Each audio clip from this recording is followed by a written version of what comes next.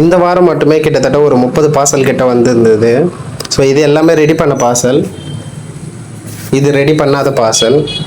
So இந்த பார்சலில் ஒரு முரட்டுத்தனமான ஒரு பார்சல் வந்திருந்தது, கொரியர் வந்திருந்தது. ஸோ இதுக்குள்ளே பார்த்தீங்கன்னா ஒரு கார் இருந்தது. ஸோ இந்த கார் பார்த்தீங்கன்னா ரிமோட் கூட கனெக்ட் ஆகலைன்னு சொல்லியிருந்தாங்க. அது மட்டும் இல்லாமல் ஒரு ஏர்பட்ஸ் இருந்தது, அந்த ஏர்பட்ஸும் ஒர்க் ஆகலைன்னு சொல்லியிருந்தாங்க. ஒரு எஃப்எம் ரேடியோ இருந்தது. இதை பற்றி தான் இந்த வீடியோவில் பார்க்க போகிறோம். இதை கம்ப்ளீட்டாக எப்படி ரெடி பண்ணுறதுன்னு சொல்லிட்டு சார்ஜர் போட்டுக்கிட்டோம்.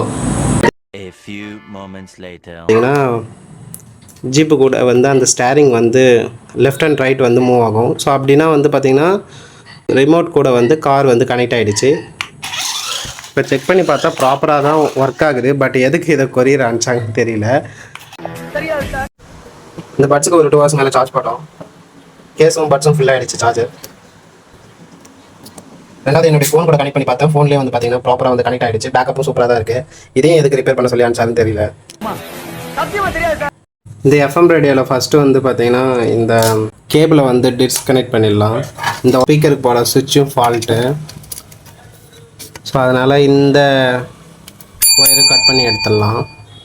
இதுக்கு தேவையான திங்ஸ் ஃபுல்லாக வாங்கி வந்துட்டோம். ஒரு பவர் ஸ்லாட், ஒரு ரிப்பன் ஒயர், ஒரு volume control, speaker socket, 2-way ஸ்விட்சு, ஒரு நாப்.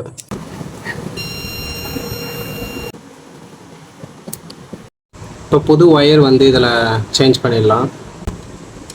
உள்ளே போட்ட பிறகு ஒரு முடிச்சு ஒன்று போட்டுக்கலாம். டிரான்ஸ்ஃபார்மருக்கு பொலாரிட்டி கிடையாது. ஸோ எதுக்கு வேணால் நம்ம எந்த ஒயர் வேணால் கனெக்ட் பண்ணிக்கலாம். 2 ஒயரும் இதே போல் கனெக்ட் பண்ணிட்டேன். ஹீட் ஸ்லீவ் போட்டிருக்கேன். ஸோ ஹீட் ஸ்லீவ் போட்டுட்டு ஹீட் பண்ணால் நம்மளுக்கு டேப் போட்டதை விட நல்லா ஸ்ட்ராங்காக ஒட்டிக்கும்.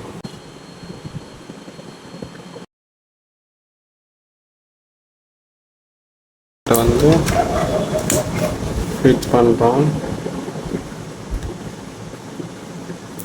இப்போ ஸ்பீக்கர் சாக்கெட் எஃப்எம்மில் வச்சுட்டு ஃபிட் பண்ணிக்கலாம். இது கம்ப்ளீட்டாக துருப்பிடிச்சு போயிடுச்சு. நம்ம இதை எடுத்துகிட்டு இந்த சுவிட்ச் போட போகிறோம்.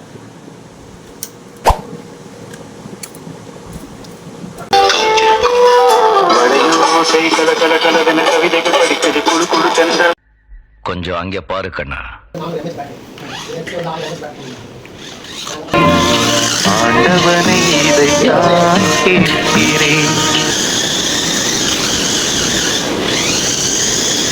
ஒரு அளவுக்கு தான் ப்ரோ, எல்லாமே சும்மாலாம் நோண்ட கூடாது ப்ரோ.